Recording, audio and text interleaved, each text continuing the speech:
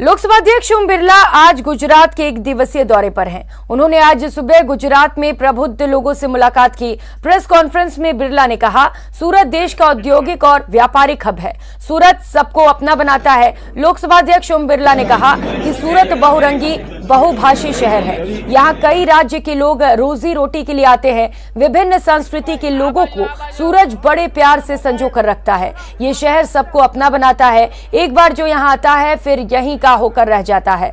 बिरला ने कहा कि वैश्विक फलक पर गुजरात के सूरत को औद्योगिक हब बनाने में प्रधानमंत्री नरेंद्र मोदी का महत्वपूर्ण योगदान रहा है। सूरत में सबको अपना प्रदेश, अपना शहर लगता है, जहाँ सबको समाहित कर लिया जाता है, जहाँ पर हर व्यक्ति का उद्योग लगाने वाले का उद्योग विस्तार करता है, व्यापार करने वाला का व्यापार यहाँ बढ़ता है। जो यहाँ पर अलग अलग देशों से लोग यहाँ पर काम करने आते हैं, उन मजदूरों को एक अच्छा वातावरण मिलता है, अच्छा वेतन मिलता है। ये बहुरंगी संस्कृति का ये शहर अपने आप में एक निराला शहर है, जहाँ पर जो भी आता है उसकी आर्थिक और सामाजिक प्रगति होती है।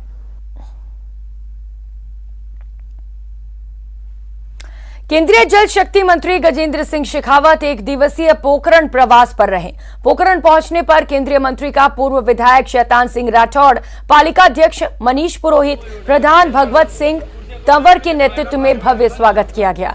मंत्री ने डाल बंगले में जन सुनवाई करते हुए आम लोगों की समस्याएं सुनकर अधिकारियों को जल्द समस्या समाधान के निर्देश दिए।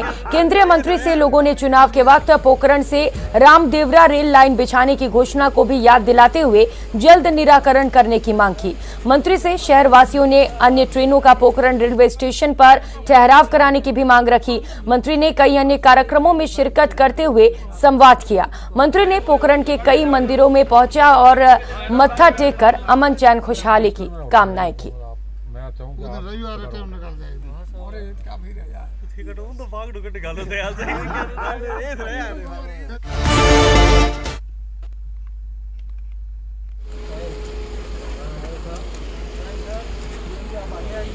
सबको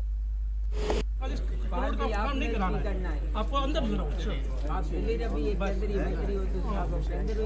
राजस्थान जो महिलाओं के सम्मान के लिए जाना जाता था, मीरा हाडी रानी का राजस्थान, पन्ना धाय का राजस्थान, रानी पद्मिनी का राजस्थान जो है वो आज रेप की कैपिटल बना है। देश में सबसे ज़्यादा रेप, छोटे बच्चों पर अत्याचार, छोटी बच्चियों के साथ में बलात्कार का प्रदेश बना है।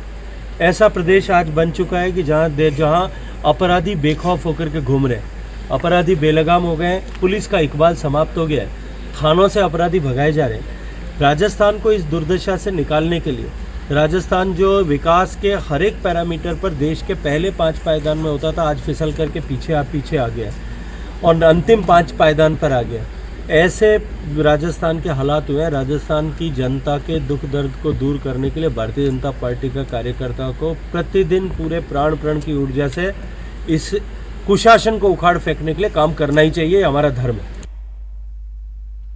और कर लेते हैं अगली खबर का। बीजेपी ने कांग्रेस को देश की सबसे बड़ी समस्याओं का जड़ करार दिया है। बीजेपी प्रदेश अध्यक्ष सतीश पूनिया ने कहा कि देश में आतंकवाद, अराजकता, महंगाई, कश्मीर समस्या से लेकर विभाजन तक के लिए कांग्रेस पार्टी जिम्मेदार है। मुख्यमंत्री और उनकी पार्टी लंबे समय से राजस्थान में सत्ता में है, कोई भी ज्यादा दिन कुर्सी पर नहीं रहता। ये पहला मौका है जब मुख्यमंत्री अशोक गहलोत को पार्टी के भीतर और बाहर बड़ी चुनौती का सामना करना पड़ रहा है। इसीलिए पार्टी के भीतर चल रही कलह को दबाने के लिए वे रोजाना बीजेपी को आड़े हाथ लेते हैं।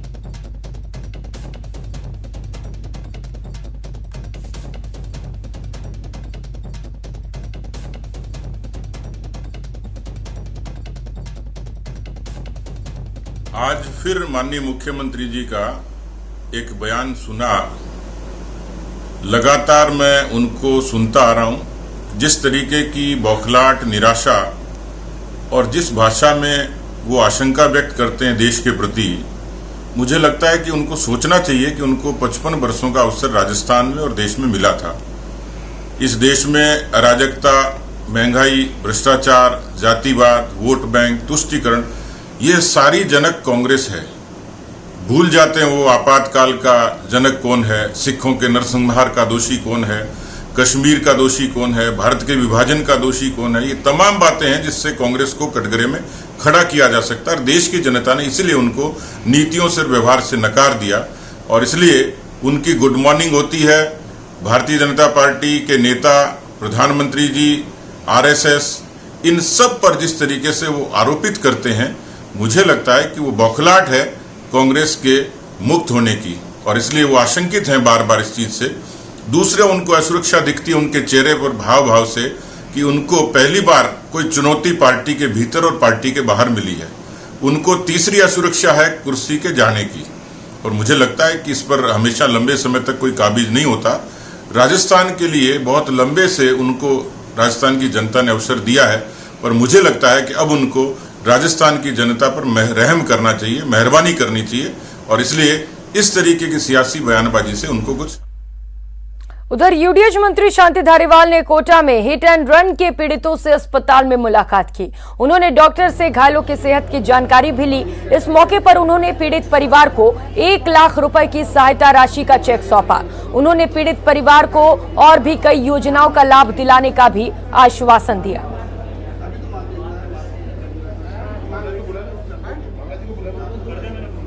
कोटा में हादसा हुआ कि कार के द्वारा जो है एक मोगिया जाति के लोगों को जो है कुचल दिया गया।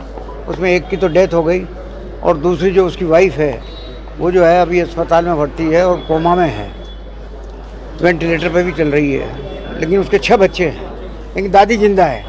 तो दादी को आज हमने एक सरकार की तरफ से जो सहायता मिलती है 1 लाख रुपए का चेक भी दिया है और 6 बच्चे जो हैं उनके पालनहार के हिसाब से और विधवा को पेंशन के हिसाब से उनको 5,500 रुपए की मदद। और खबर सिरोही से है। सिरोही में एक पागल बंदर ने लोगों पर हमला कर दिया। बंदर के इस हमले से 4 लोग घायल हो गए। घटना देवदर के पास जीरावल कस्बे की है। इस घटना की खबर मिलते ही सिरोही वन विभाग की टीम को रेस्क्यू के लिए जारीवाल भेजा गया। रेस्क्यू टीम ने नाका स्टाफ और ग्रामीणों की मदद से कड़ी मशक्कत के बाद बंदर को ट्रैंकुलाइज कर काबू कर लिया।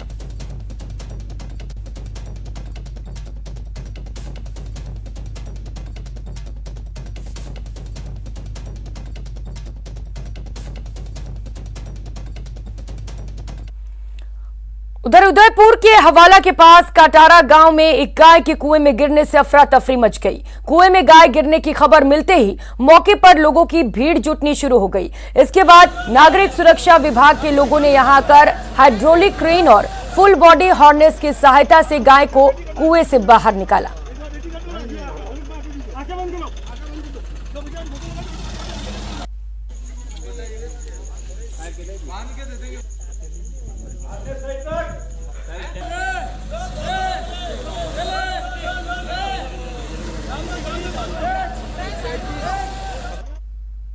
और खबर पाली से है। पाली के लोगों के लिए ये अच्छी खबर है। जोधपुर से वाटर ट्रेन पाली पहुंच चुकी है। 40 वैगन की ट्रेन पाली पहुंच चुकी है। पानी संकट को ये रेलवे दूर करेगी। प्रतिदिन 40 लाख लीटर पेयजल पाली पहुंचाया जाएगा। आज 20 लाख लीटर पानी पाली पहुंचाया जा चुका है। रोज 2 फेरे ये वाटर ट्रेन लगाएगी। तो पाली का जो पानी संकट था वो अब दूर होने वाला है।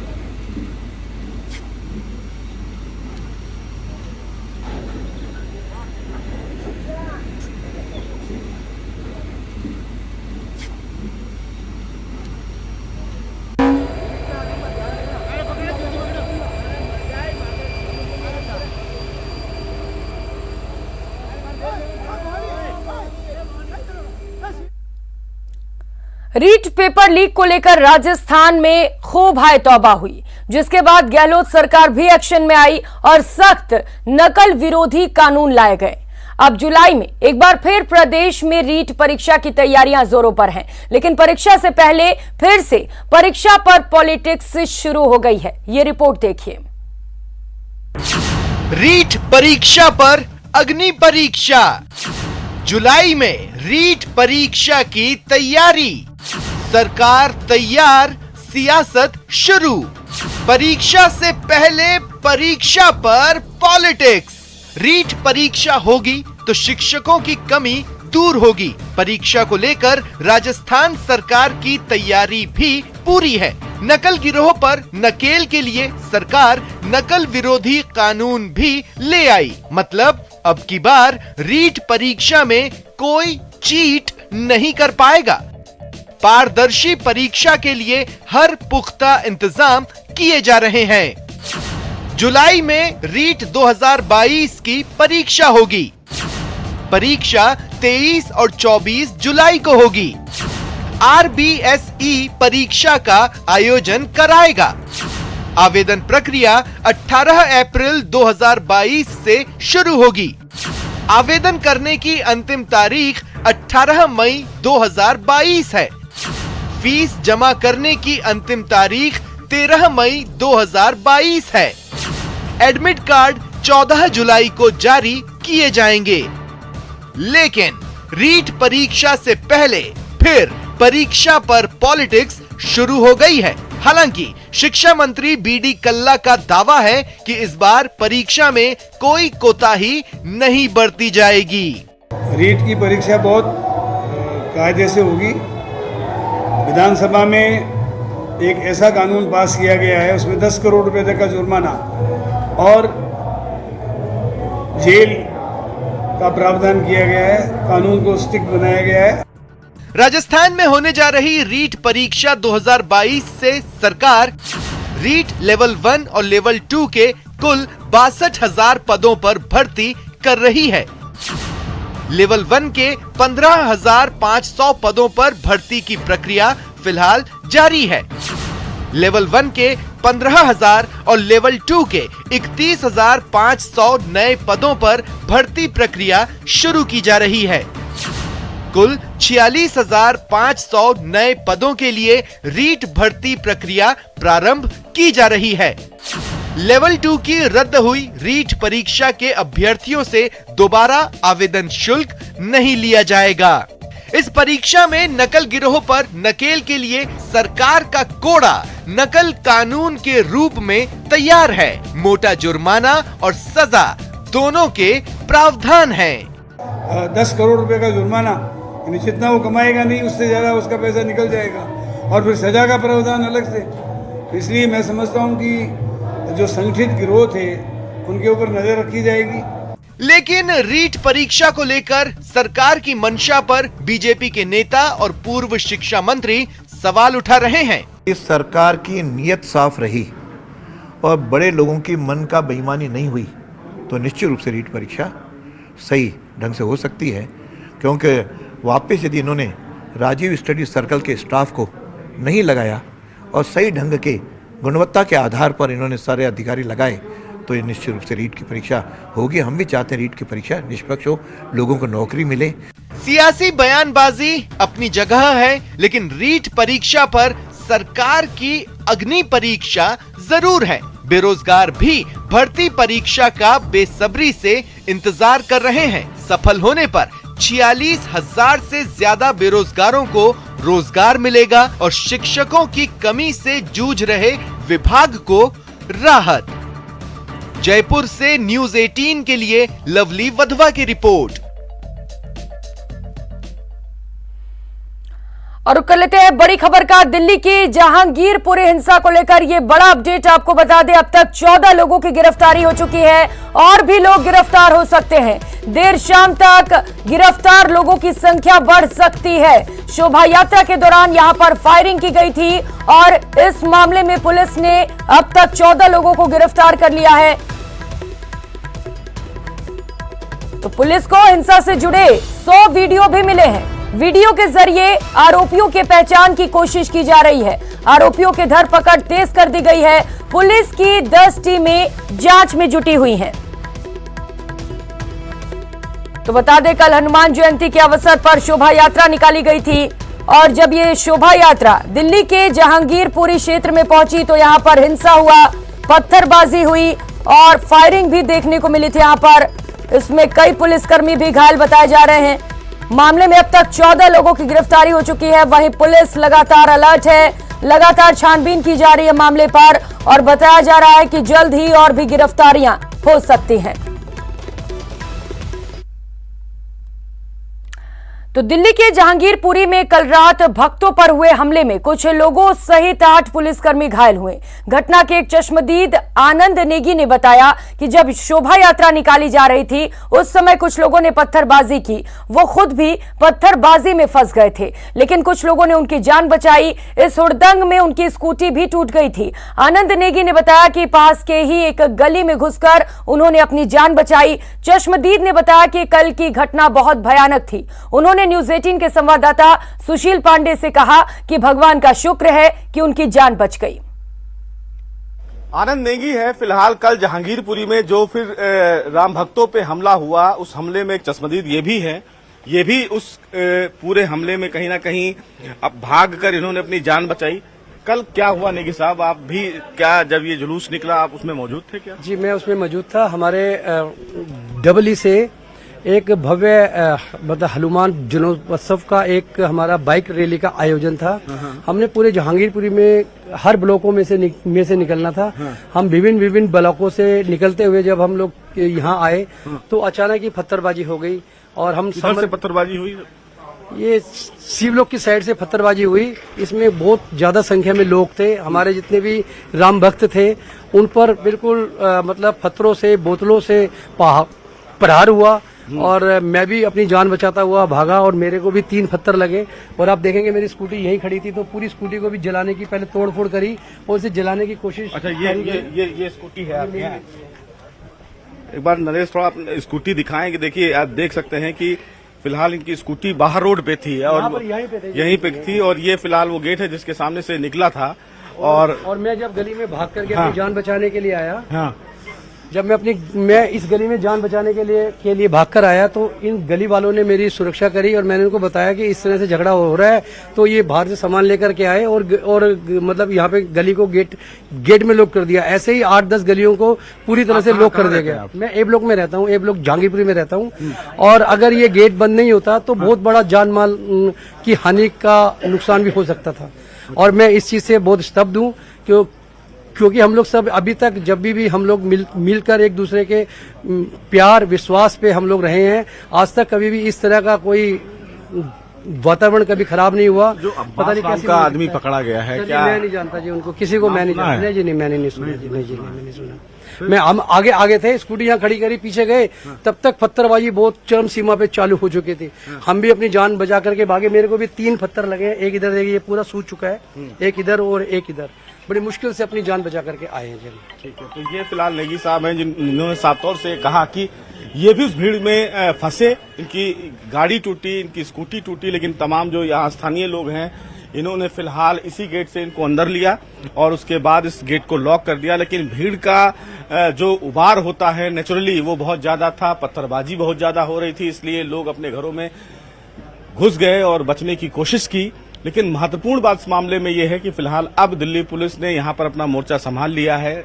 अभी जो स्थिति है वो तनावपूर्ण नहीं है, शांतिपूर्वक चीजें हैं। रैफ ने इस पूरे इलाके को कहीं ना कहीं डिटेक्ट कर लिया है। उन्होंने जो रैपिड एक्शन फोर्स की बात करें चारों तरफ पहुंच गई है। अतिरिक्त पुलिस बल जो है वो भी यहां पर पहुंच चुकी है। इस पूरे इलाके को छावनी में तब्दील कर दिया गया है। आला अफसर जो हैं फिलहाल दिल्ली पुलिस के वो मौके पे हैं। गृह मंत्रालय की नजर फिलहाल जहांगीरपुरी की इस पूरी हिंसा पर बनी हुई है। जांच की जा रही है क्योंकि दिल्ली पुलिस की 10 टीमें ऑलरेडी इस पूरे मामले में जांच कर रही हैं। 14 लोगों को गिरफ्तारी हो गई है और ये भी सूत्रों से जानकारी मिली है कि ये गिरफ्तारी धीरे धीरे बढ़ने वाली है क्योंकि जैसे जैसे सीसीटीवी फुटेज खंगाले जा रहे हैं उन तमाम लोगों को दिल्ली पुलिस शिकंजे में कस रही है। अब इस पूरे मामले में जो मास्टरमाइंड है वो कौन है इसका खुलासा जल्द दिल्ली पुलिस भी करेगी। कैमरामैन नरेश के साथ सुशील पांडे, न्यूज 18 दिल्ली। और कल अगली खबर का सीकर में कमरे में पति पत्नी के शव बरामद किए गए। इसके साथ ही बच्चे के भी शव मिले हैं। शव मिलने से इलाके में हड़कंप मच गया है। नीमका थाना इलाके के गावंडी की यह घटना है। महिला और बेटे के शव चारपाई पर मिले हैं। पति का शव फंदे से लटका हुआ मिला है। मौके पर फिलहाल पुलिस पहुंच चुकी है और शव को मोर्चरी में रखवाकर जांच की जा रही है।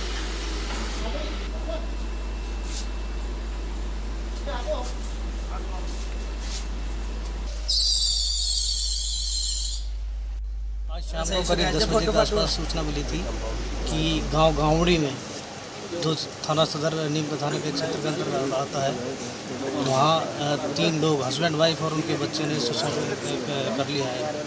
आदि इतला पर मैं पहुँचा और घटना को ताज पाया गया, जिसमें मृतक संपत उम्र करीब 28-29 साल और इसकी पत्नी पूजा उम्र करीब 24-25 साल और उनका एक बच्चा। और खबर जयपुर से है। जयपुर में एक बाइक में आग लग गई। चलती बाइक में अचानक से आग लग गई। दिल्ली अजमेर हाईवे की यह घटना बताई जा रही है। मुरलीपुरा के पास हाईवे पर यह घटना घटी है। घटना की तस्वीरें भी आपको दिखा रहे हैं, जहां पर एक चलती बाइक में अचानक से आग लग गई है।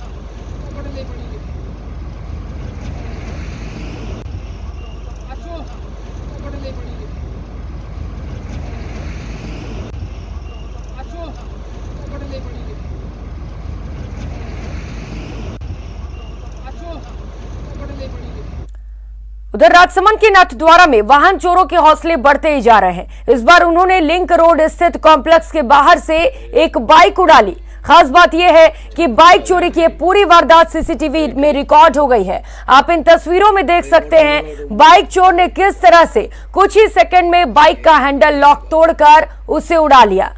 तो ये तस्वीरें आपको दिखा रहे हैं, सीसीटीवी फुटेज है। ये राजसमंद से ये फुटेज सामने आया है, जहां आप देख सकते हैं किस तरीके से चोरों के हौसले बुलंद हैं। चोर में यहां पर बिल्कुल भी खौफ देखने को नहीं मिल रहा है। चोर बड़ी आसानी से जाता है और सड़क किनारे जो बाइक खड़ी है उसका हैंडल तोड़ता है, बाइक वहां से लेता है और मौके से फरार हो जाता है।